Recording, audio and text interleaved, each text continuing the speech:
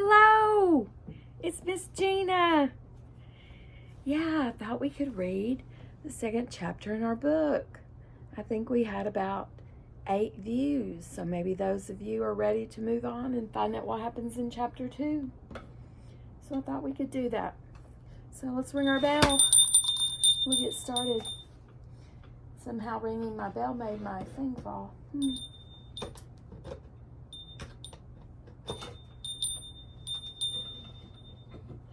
Well, I think I didn't tighten it. Sorry about that.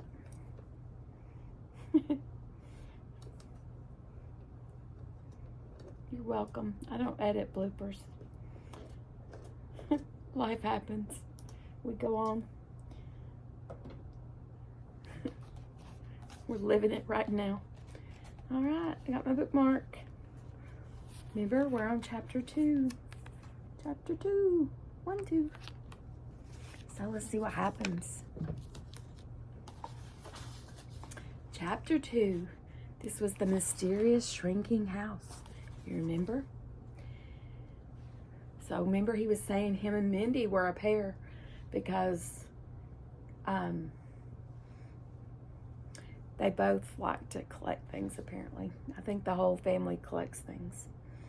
The Hallam house was the oldest in the small Midwestern Pennsylvania village of Brittlesdale, a large, handsome, white-painted brick residence at the edge of the town where the highway began its climb back up into the hills.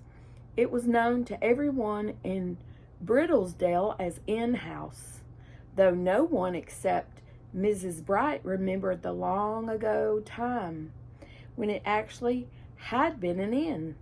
The softest beds on the Forbes Road.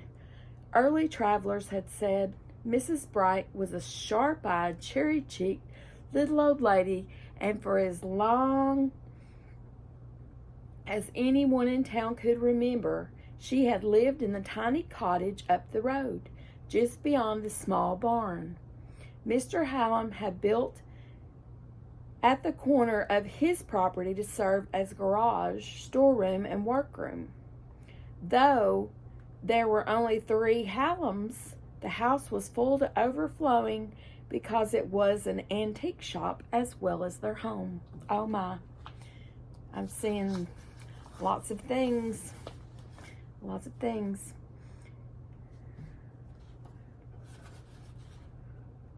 As well as their home. I don't think I turned the right amount of pages. I think I turned too many.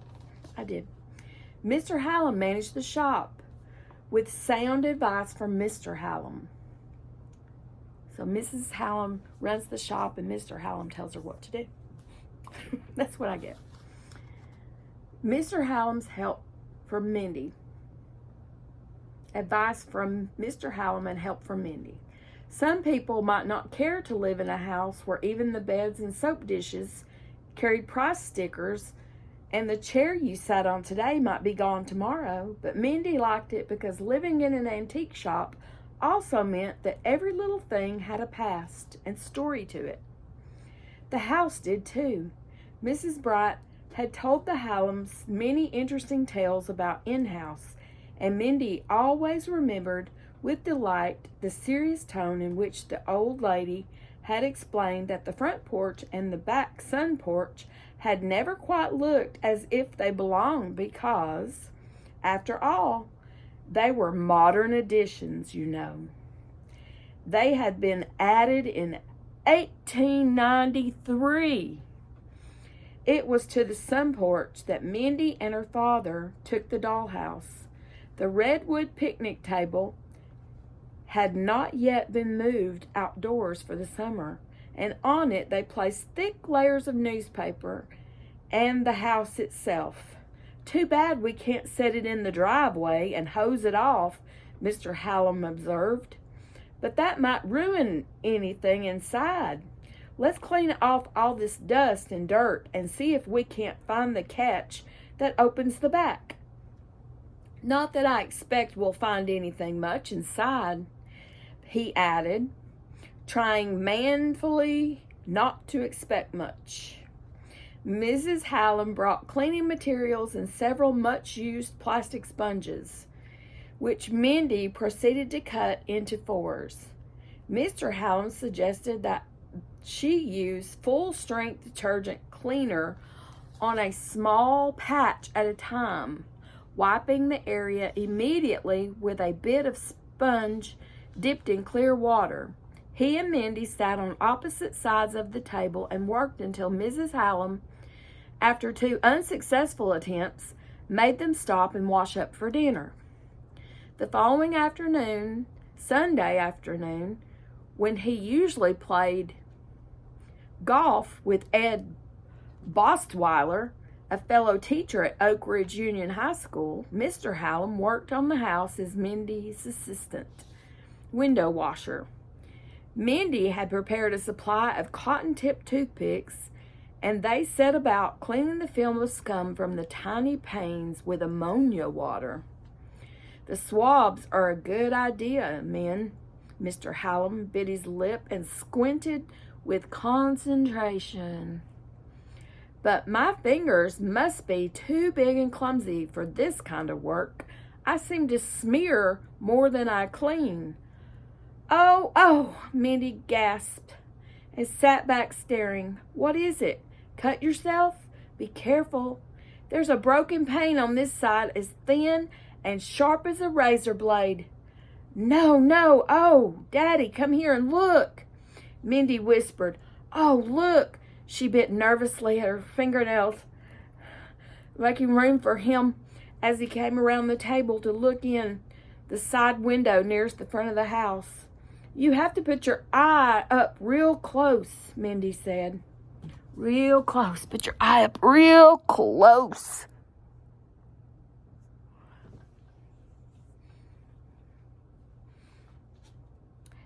So they put their eye up real close, Mindy said.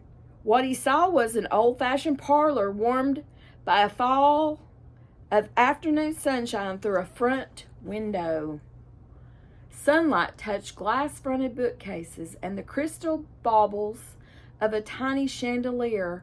High-backed chairs flanked a paneled fireplace, and 2 matching armchairs, seats, and backs plumply upholstered in what once had been a rich rust color, stood with an elegant little sewing table between them. Everything was covered with a faint powdering of dust, but because the windows had been so carefully fitted and the parlor doors inside closed, if they were workable doors at all, most of the dust and dirt had been sealed out. Had it not been for an overturned chair, a table with a broken leg, and the littered floor, Mr. Hallam guessed that the turkey carpet was painted on. The room was so lifelike that it would hardly have been surprising had the doorknob turned and a miniature family come in to have their Sunday tea.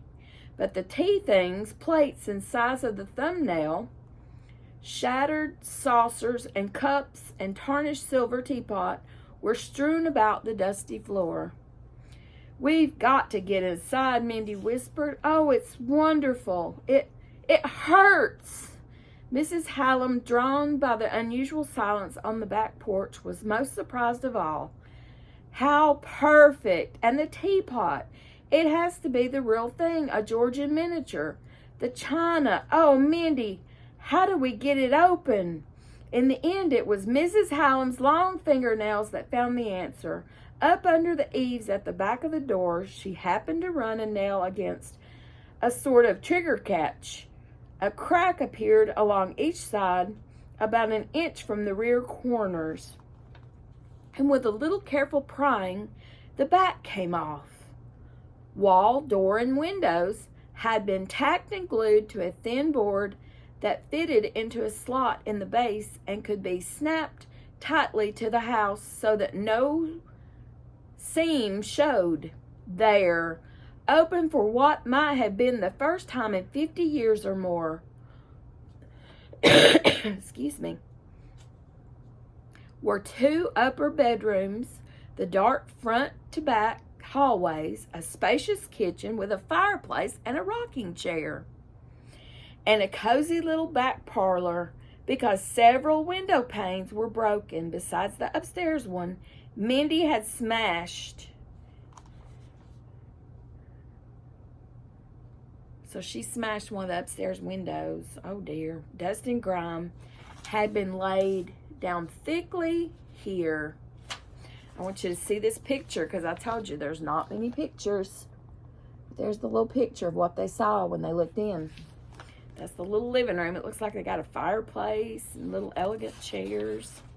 Looks really cute inside.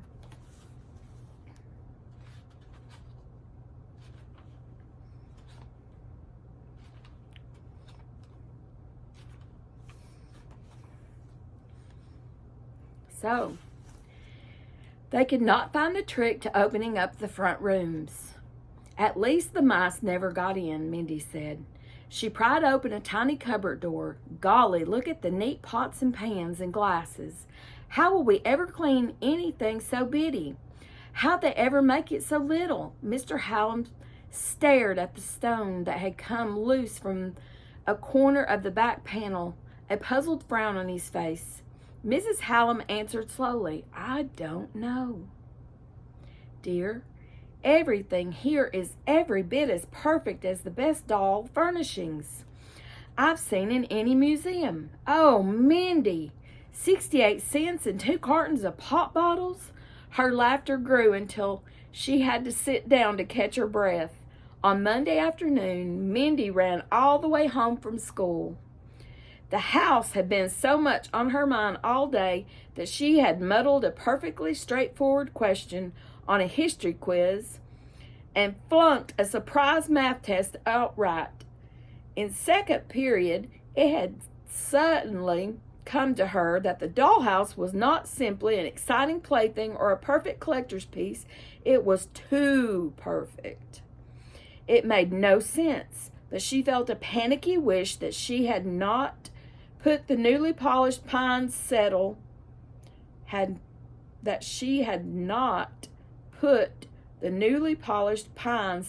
from the kitchen or the marble-top walnut washstand on a prominent shelf above the antique sign in the front window. She had marked them not for sale, but now repented having put them out even for show. What if the house had a long-lost owner? If the owner recognized her furniture in the Hallam's window? That would be that. She would pay Mindy 92 cents and take the house away. Excuse me, I have a tickle. Mindy's imagination got the better of her, and she felt sure that someone or something unpleasant was looking for her house, and she had as good as put up a signpost saying, "This way." It became more than a feeling, for a reason she did not understand. She knew that the house was in danger, that it must not be found, not yet. A block from home, Mindy passed old Mrs. Bright, dawdling along with her shopping basket over her arm and a puzzled frown on her usually cheerful face. Mrs. Bright rarely dawdled. She usually moved with a bird-like bustle. But Mindy did not notice, for her mind was on rescuing the 2 miniatures from the window. She panted a hello, hello, and ran on. The settle and washstand was not on the window shelf. Mama! Mindy slammed through the swinging kitchen door. Oh, Mama, they're gone. You didn't sell them, did you? She dropped her books on the table. Startled, Mrs. Hallam looked up from the carrots she was scraping without answering. Mindy stamped. The doll furniture I put in the window. It's gone. Oh, that. Her mother looked relieved. Just simmer down. They're quite safe, dear. She pointed towards the sun porch. The house, too. Mindy opened the inner screen door to look out. Down beside the counter, where the jewelry and silverware and unusual glass pieces were kept, a small man was calmly going through the drawers, where Mrs. Hallam kept her box sets of silverware and items put aside for special customers. I'm sorry, but that's private, Mindy spoke politely but firmly. "May I help you?" She felt a small flutter of nervousness as the gentleman looked up at her blankly. "Is it?" "I do beg your pardon." He spoke smoothly, but did not appear particularly sorry, and seemed in no hurry to close the drawer. His dark hair was slick and shiny. His skin had that dry and faintly yellow look of old fine parchment, and a small mustache gave him the appearance of a dapper little gentleman in an old movie. His suit was a shiny, too silky blue with a waistcoat to match. Excuse me, I'm bobbling my words. And he wore a white shirt with a thin blue stripe in it. Mindy had never seen anyone quite like him. "I am sorry," he said, "but it isn't marked private, is it?" "Well, no," Mindy admitted grudgingly, but she did not move away. The man slid a glance at the drawer below as he rose reluctantly, smiling and speaking in an irritating, "Aren't you a grown-up little girl" tone. He said, "You see, my dear, I am a collector of, glass paperweights. That may sound foolish to a pretty young thing like yourself, but as you may know, they are an excellent investment. I fear I do forget my manners when I come upon even a modest little collection such as this." He gestured toward the glass-topped counter. "I thought there might be others in the drawer. So often the prize ones are tucked away." He waved his hands a little and gracefully, making fun of his own enthusiasm, and smiled charmingly. "Oh, that's all right." Mindy was relieved and a little embarrassed. A lot of customers were snoopy. Like they snoop around, they look where they're not supposed to. And here's another picture.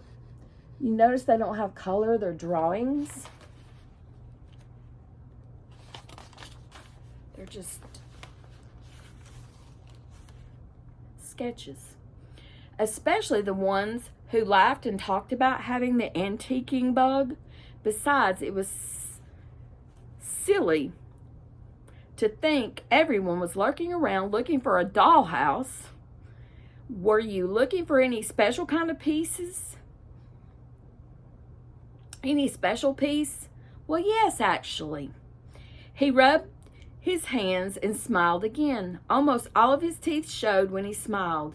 "I saw your pretty little Milla Fiore and thought you might have, or someone here might know, where I could find."